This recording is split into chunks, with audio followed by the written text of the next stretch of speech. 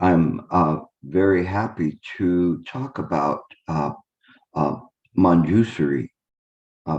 He is the oldest of the reference bodhisattvas, other than Shakyamuni Buddha, before he had attained enlightenment. It's very funny because even though he's the oldest of the bodhisattvas that are referenced, he's always referred to and depicted as being very, very young. This means that his radiance of the wisdom, it comes from his softness and his understanding.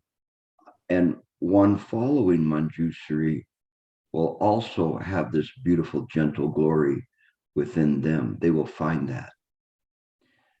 The reason that he is depicted as young is very interesting. Does anybody have an idea of why he's depicted as being young? There's a button that you can press that raises your hand. Okay. All right, Christoph. Like mind is young.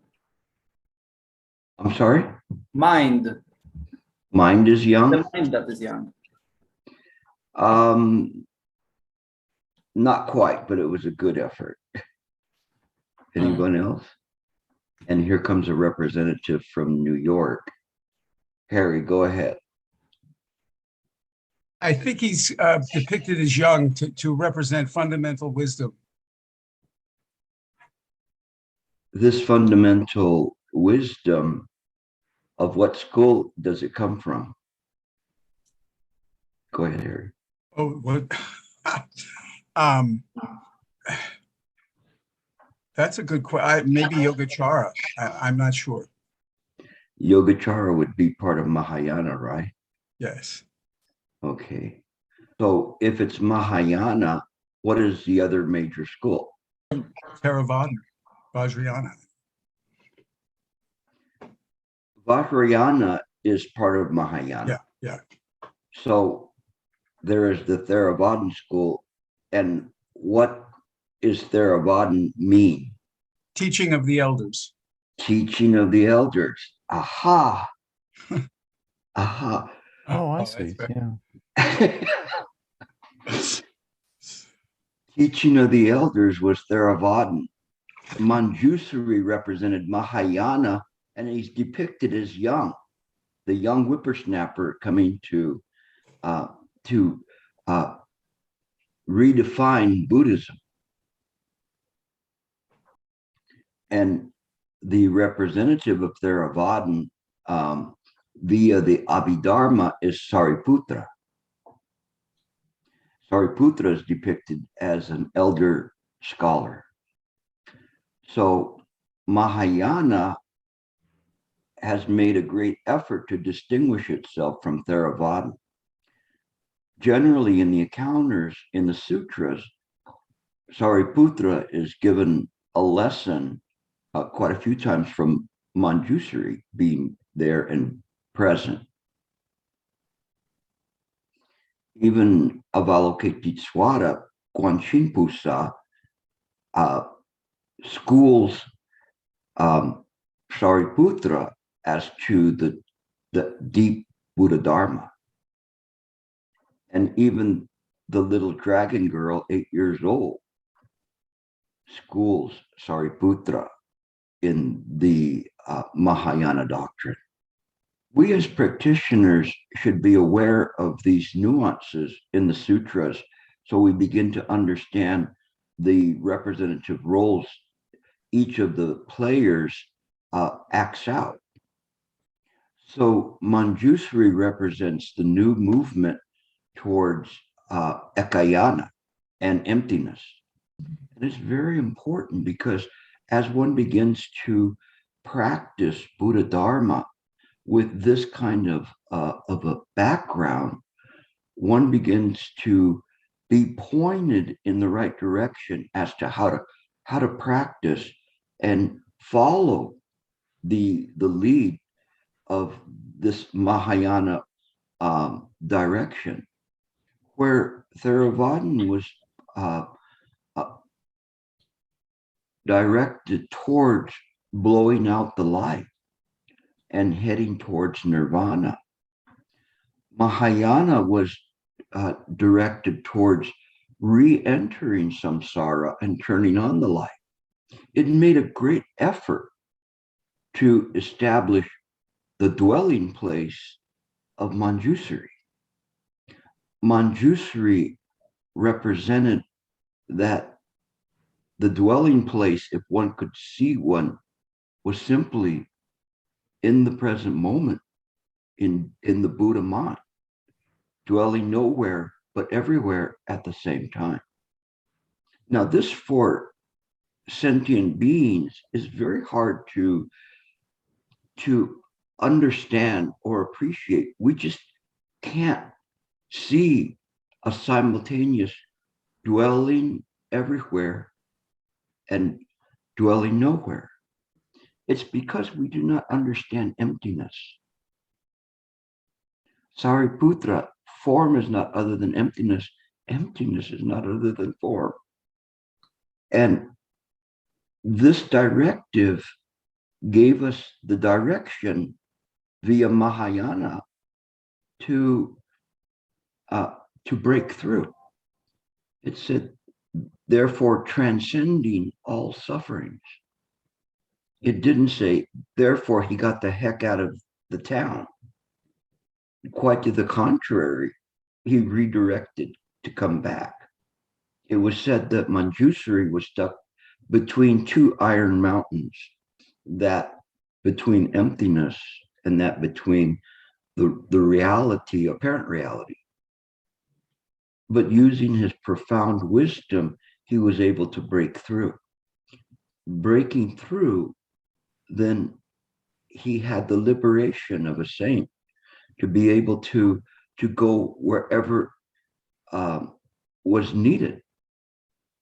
Sometimes we read these analogies in the sutras, but we really don't contemplate them. We don't try to understand with our heart. So it appears to be a contradiction. If it's empty, how can it be real? And if it's real, how can it be empty? If we cling to the emptiness side, then there is no meaning to the practice. And if we cling to the reality side, there is no true practice. The answer is to transcend interpretations and conceptual thinking. This is what Manjusri stands for. And via this deep, profound wisdom comes compassion. Very strange to understand that sentient beings are non-existent, yet dedicating one's efforts to deliver illusory sentient beings. We cannot understand that. In order to penetrate that meaning, there must be a transcendence, an awakening of mind itself. We see the picture of Manjusri. Generally, he's depicted by holding a Vajra sword. The sword is double-edged. It is considered to be a diamond sword, able to cut through anything. And then in the other hand, he would be holding a lotus flower representing the purity of the practice. Or he could be depicted holding a sutra. What sutra do you think he would be holding? This is an easy one, but I'll still give you full credit if you can get it. The Prajna Paramita Sutra? Yes, you're right. So this is David and one of my newer students, but he's paying attention. Henhao, that means good. The Prajna Paramita Sutra. This sutra was the major doctrine that deviated from the Theravadan school, the study of the elders.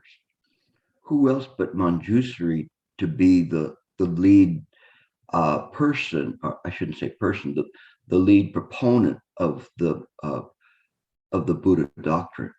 We have to understand that Mahayana Buddhism was forged from many encounters of various subsects of Buddhist groups, which debated and processed and contemplated the Buddhist teachings to essentially bring Buddha doctrine in accord with what the Buddha actually taught.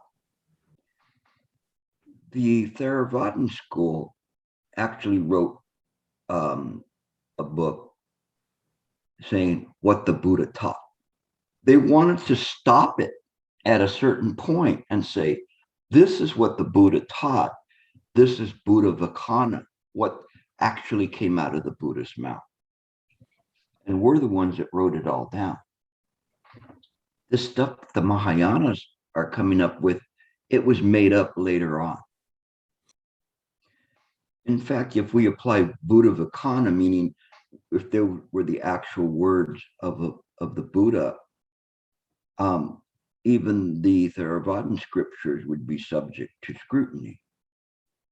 Why? Because for the first couple of 300 years, all of Buddha Dharma was an oral history.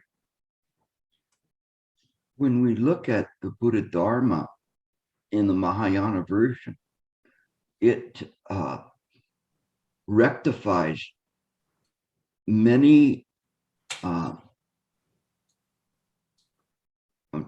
excuse me, I'm picking my words carefully here, many inconsistencies with what the Buddha taught.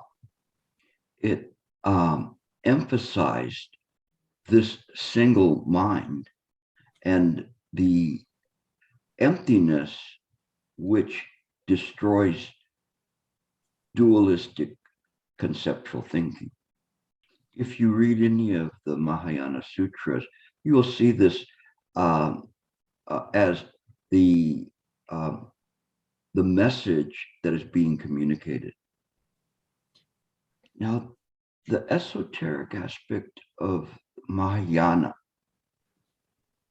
it's there. We cannot see it because we use our conceptual thinking. It addresses the issue of why would a bodhisattva be a bodhisattva and vow to deliver illusory sentient beings. This is the most wondrous aspect of Buddha Dharma, which is this display of compassion that's represented by Manjusri's counterpart of Avalokitesvara, compassion. In the Vilamakritti Sutra, the Vilamakritti Sutra is one in which a layperson instructs Manjusri. And the Vilamakritti Sutra is very wonderful because it also shows that lay people are capable of profound understanding. It's not limited to monastics. And even females in the guise of a flower goddess can instruct Sariputra on Buddha Dharma. So what it did was it changed the scheme of Buddha doctrine as an all-inclusive doctrine to allow anyone to become liberated. This was important because in Theravadan, we were looking at monastics and male monastics as being those most likely to become liberated. But here, in order for the the doctrine to be equally applied, this is a key in terms of understanding Mahayana. Later, we will discuss the demonstration of the inconceivable state of Buddhahood sutra, which emphasizes this equality.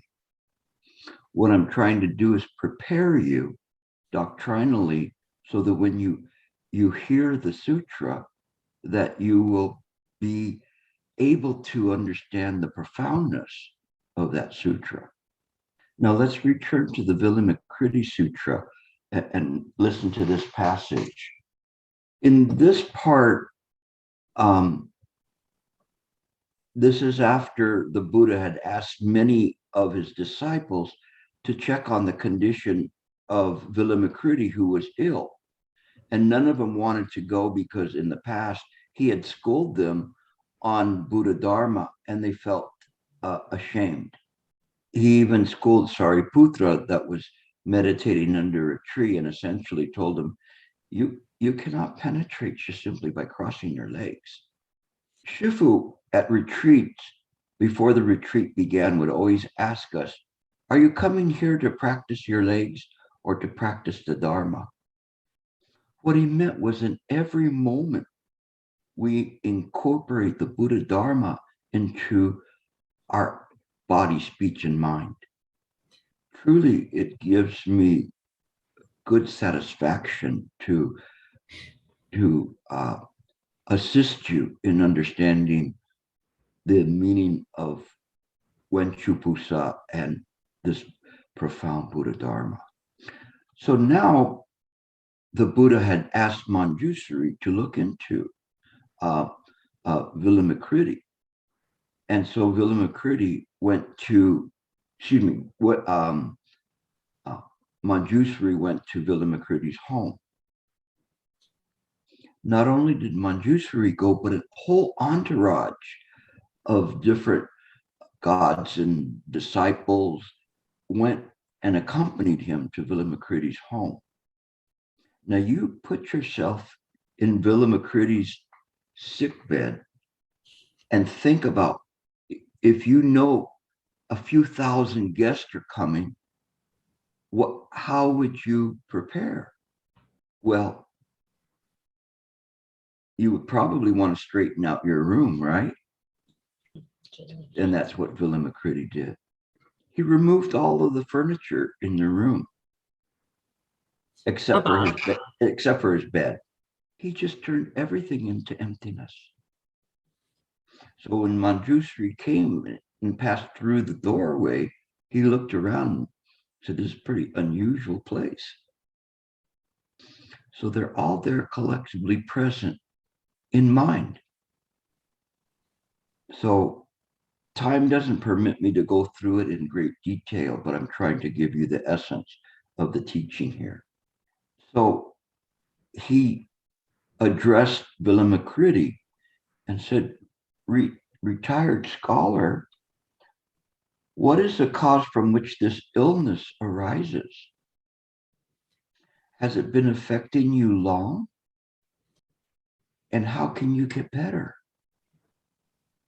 Vilamakruti said, from stupidity, there is affliction. And therefore, the generation of my illness is of self. So if you look carefully at yourself, you will realize that you're afflicted. You cling to this body, you cling to this life. This is ignorance.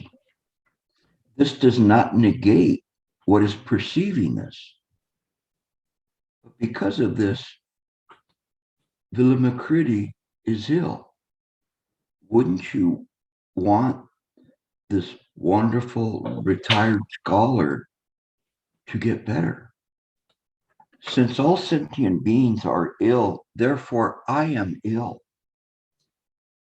If the illness of all sentient beings were extinguished, then my illness would be extinguished. Why? Because bodhisattvas enter samsara on behalf of sentient beings. Because there is samsara, there is illness. Now you see, Mañjuśrī made everything inside his house disappear into emptiness. After the guests left, he could restore it back to the way it looked. But if all the guests left samsara, there would be no samsara. It would just be emptiness. We don't understand this. We don't understand that already Manjusri and Mañjuśrī, they see emptiness everywhere. But they voluntarily return to samsara, into the dream, to awaken the Buddhas that are trapped in this dream of samsara. The absolute reality is this emptiness, but this emptiness does not negate apparent reality. It doesn't need to make it go away. In fact, where would it go? It is just a dream of mind. If the dream stopped, it does not mean that it no longer exists or not exist. There is just a thusness in the present moment, which incorporates past, present, and future. We're no longer seeing things via the five skandha. They're fundamentally empty. So we make the full circle. Because there is samsara, there is illness. If sentient beings were able to transcend illness, then bodhisattvas would not also be ill. So you are what is making the bodhisattvas ill. You should just say, I'm sorry. Do you want to make Manjusri ill? Mañjuśrī is saying that you're the ones that are making him ill. It is like an elder whose only son becomes ill and his parents become ill as well. Imagine if one of your children were ill. Most of you would be very concerned. You would be worried about them. If the son recovers from the illness, the parents recover too. Bodhisattvas are like this. They have an affection for sentient beings as if they were their own children. When sentient beings are ill, the bodhisattvas are also ill. When the sentient beings recover, the bodhisattvas recover as well. Now, listen to this part. So Mañjuśrī said, from what cause does this illness arise? So what is the cause of this illness? Of the bodhisattvas arises from great compassion. You really need to contemplate this, because it is the reason the bodhisattvas and the Buddhas dwell in the worlds. This kind of doctrine clearly explains the Buddha heart or bodhicitta. It represents one mind. It represents emptiness. It represents the equanimity of the mind. There is nothing separate or outside of mind. The ignorance of the sentient beings is the ignorance of the Buddha. We cannot understand this. This is inconceivable for us. We have to feel it in our heart. I've often said a quote that I heard, that the Buddhas use the defilements of sentient beings to practice. Because as I am here and looking onto the gallery, there's none of you that does not possess the Buddha mind. You're just simply still slumbering in your beds, not wanting to pull the covers off and awaken. Hearing the right view doctrine, after you have arisen from the bed, you would go back into the dream, wanting others to awaken as well. This is because we turn the mind's eye inward. Turning the mind's eye inward, we see clearly that what we thought was real is not real, and what we thought was unreal is real. The fundamental emptiness of all Dharma being with a little d, all phenomena, is everything is equal. Everything is empty. So I hope that this explanation, even if you cannot yet grasp the profoundness of it, will help you begin to be pointed in the right direction in terms of the practice of a bodhisattva. Today, I will close. We won't get to the demonstration of the inconceivable state of Buddhahood, but stay tuned because that's good too. This book I'm reading from here, this is from the Madhyamika school. And it's discussing a bodhisattva and bodhicitta. And it speaks of bodhicitta in two stages. The first stage is the development of bodhicitta. And this is like a preparatory stage where we begin to make our vows. Shifu had us remember one of his sayings: to vow to deliver innumerable sentient beings before ourselves is the initial generation of the bodhi heart of a bodhisattva. This is stage one. The next stage is to actually start to carry out those vows. This is where I'm at, is to begin to carry out those vows, and I hope that you will follow me in this. So then he talks about bodhisattvas and says that a bodhisattva aims at bodhi, bodhi being an enlightened mind. Bodhi is not a state of mind or an understanding. It is a complete fusion with mind. We have sunyate and karuna are the principal features of bodhicitta. Sunyata is prajna or wisdom. It is identical with the absolute.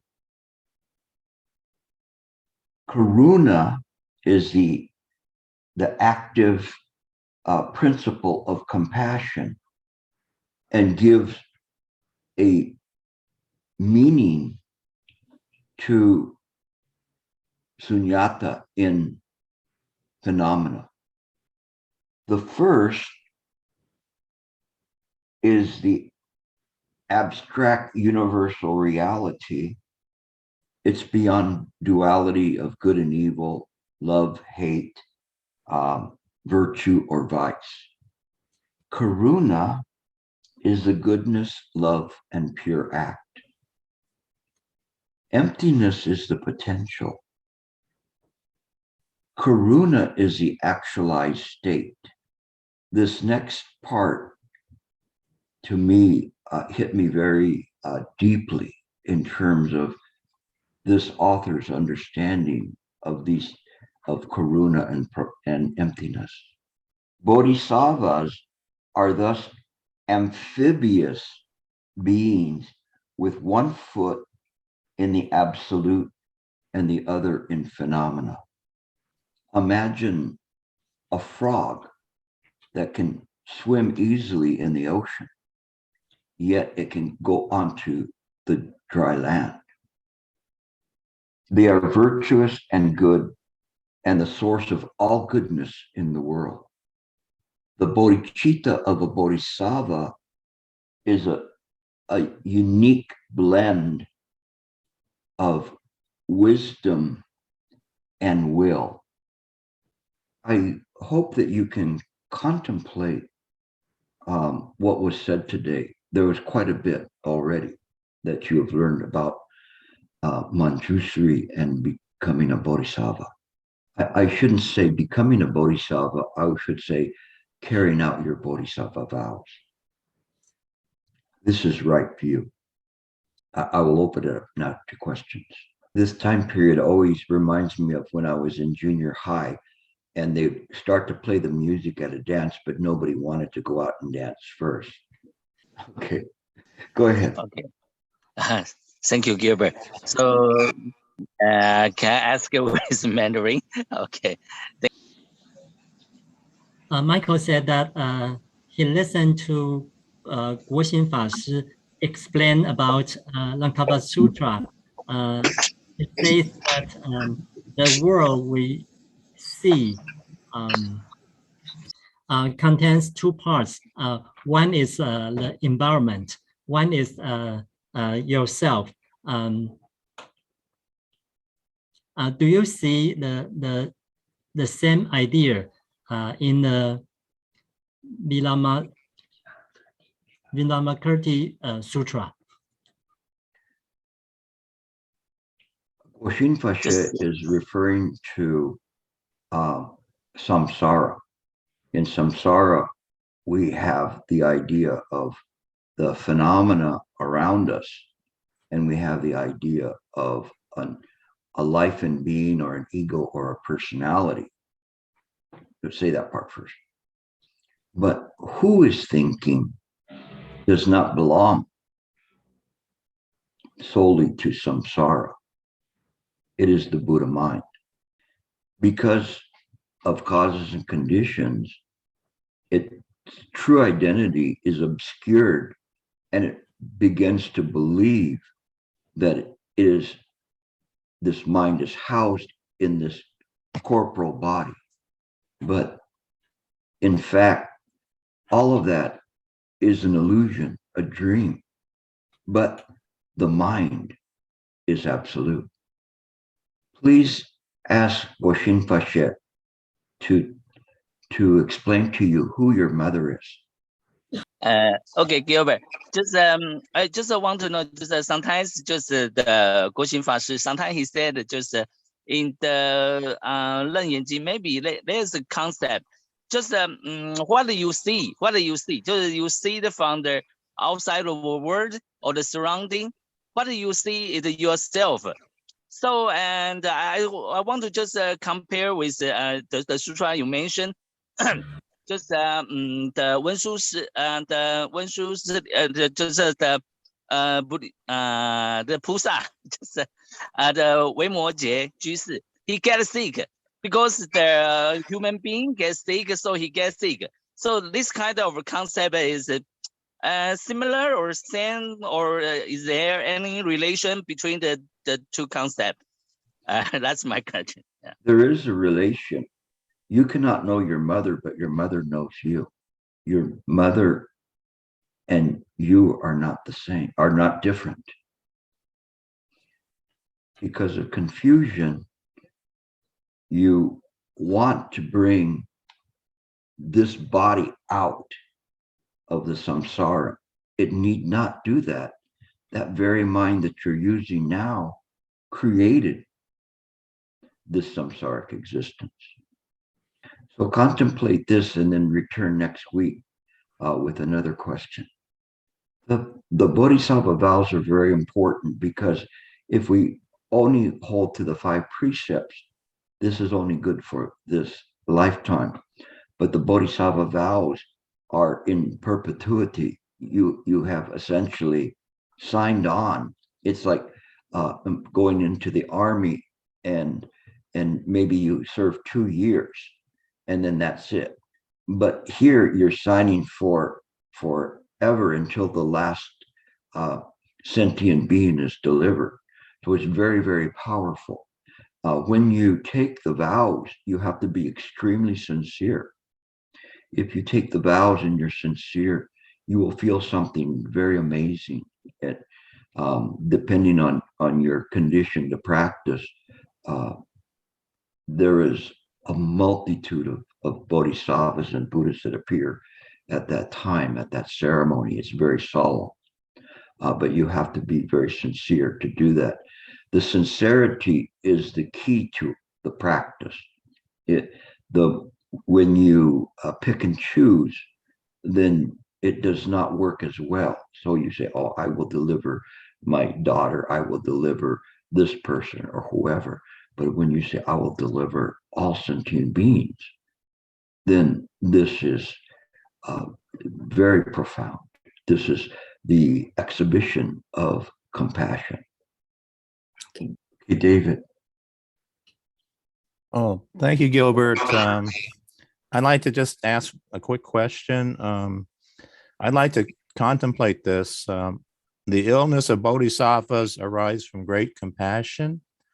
Can you add anything else to that before I flounder around a bit? The ancient masters would say to you at this point, what you want, another cup of slop? No soup for you today. Come back next week and we'll ask your question. Contemplate. Anyone else? Sorry, Gilbert. I can't find the icon to raise my hand, so I will just ask the question. Hi. This is Thomas. Is the Buddha mind that is in us, and all the other Buddha mind, the one mind? That means, are we all joined up as a single mind, or are we all independent mind? Yeah, because the only logical explanation that I can say that the Bodhisattva is sick when we are sick is that we are really just one mind. You have to look at where the one returns to. You are still looking at it from the viewpoint of samsara. And this is you trapped between the two iron mountains. On one side is emptiness, and on the other is reality. But at least you know you're trapped. That's good.